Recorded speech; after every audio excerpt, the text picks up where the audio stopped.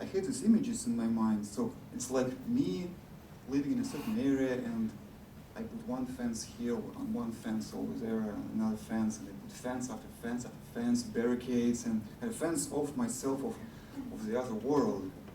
And I didn't like it. At some point I said, no, that's not true, that's not how it's supposed to be.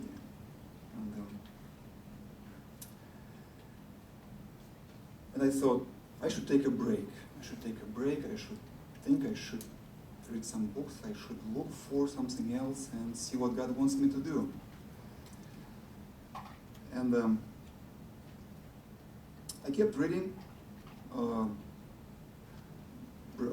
looking online for some books for interesting materials, and once I found a webpage about science of mind and Ernest Holmes and his books and his works, and I have read some of them. And also I found New Thought Library, which is still there. It's newthoughtlibrary.com, very interesting resource. I read some books of Emmett Fox and Wallace Wattles, and I like them. And I think, this sounds interesting, this sounds true. And it was very practical, simple, and there were no unnecessary boundaries, no unnecessary, I would say, fences around me. So I felt freedom reading these books. And so I kept doing this for some time, and but I couldn't find a community. So on that website, newthoughtlibrary.com, and there is a list of New Thought communities all over the world. And I looked at that, but I couldn't find them. The closest community was in Moscow, Russia, which is about 500 miles from where I used to live. Long way. So, and around that time, this was in 2008, 2009, me and my wife, we applied for immigrant visas with U.S. Immigration Service. And we were waiting. It was a lengthy process, about 20 months. And when this process was complete and we got a positive results, we were granted immigrant visas, I was thinking, now is the time to find a community. And we knew that we were going to Minnesota because we have friends here. And we knew that we would come and live in Cheska for some time. So I went online, found that webpage again, and browsed through the list of communities. And Savage was there, Audrey Patterson was there as a minister, and by the way, Rev Sher is still there as leading minister of Centers for Spiritual Living, something like that. So, and I wrote down the address, and so this is where I will go when I will go to America, when I will be there.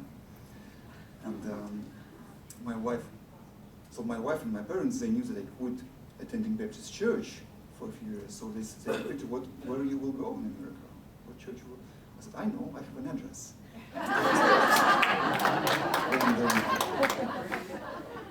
And, it sounds like adventure, but for them it didn't sound like a good idea, because Victor, you don't know these people. You don't know anyone there.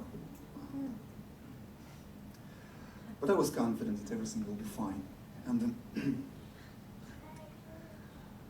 so when we came here and settled, of course I came to this church. And I'm attending this church since 2011, summer 2011, and what unity means to me, now that I think of it, first of all, I'm very grateful for the ministers that I have had here. First, Audrey Patterson, and now Rev Sher. I believe, I feel privileged by being served by such ministers, and I like messages, talks. To be honest, I benefit from every talk. I take even a little bit of inspiration from every talk. I would like to thank you for that very much. And else, it's a good place for me to meet new people, to meet friends. I like small group activities, like men's mastermind group, which meets on Wednesday nights, and I like that group very much. And now we have this Thursday E-Square study group, which I love. I love hear other people talk, and I like to participate in discussions. So I appreciate it very much. And I also appreciate what youth ministers are doing, because I bring my two of my kids here very often, so I appreciate very much. They're all volunteers who work in Sunday school. And I'm looking forward to meet more new people, make more friends, and be helpful in whatever way I can. Thank you very much for the opportunity.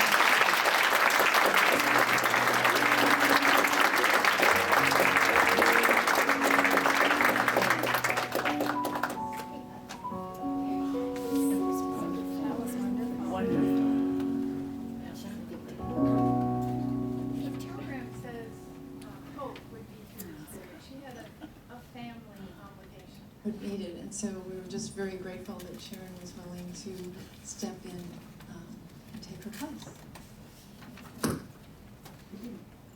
I am Tamar. I'm the child of a rich and powerful father. You know my brothers. The youngest one you know is the prodigal son. He was the one that took all the father's riches and sent them all, came back home, and got more. You know, my older brother is the one who became angry because after all of his hard work, he hadn't gotten any riches.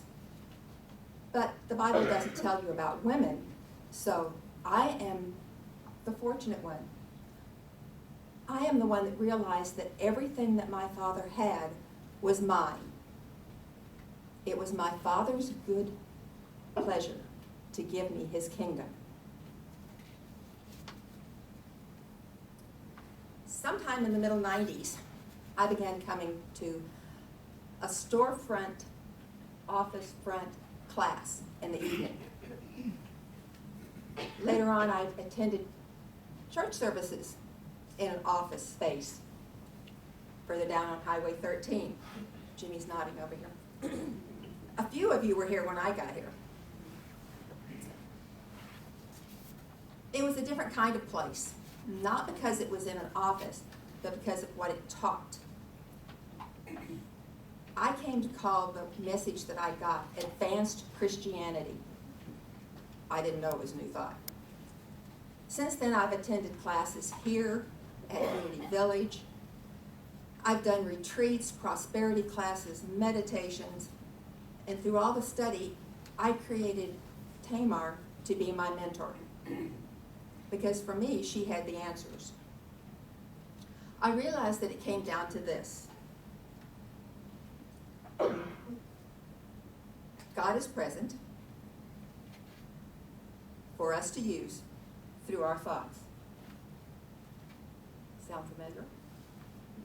Funny, those turned out to be the first three of the Unity principles. During the economic downturn we had a few years back, I never called my financial advisor. I did, however, talk to God a couple times. Later on, my financial advisor told me I was the only one he didn't, or one of few, that he didn't have to coax in from the window ledge. I had not let that take me to fear. Instead, I created a feeling of prosperity in a time of chaos. Or to follow Tamar's ideas, since it was the Father's good pleasure to give me the kingdom, I claimed it.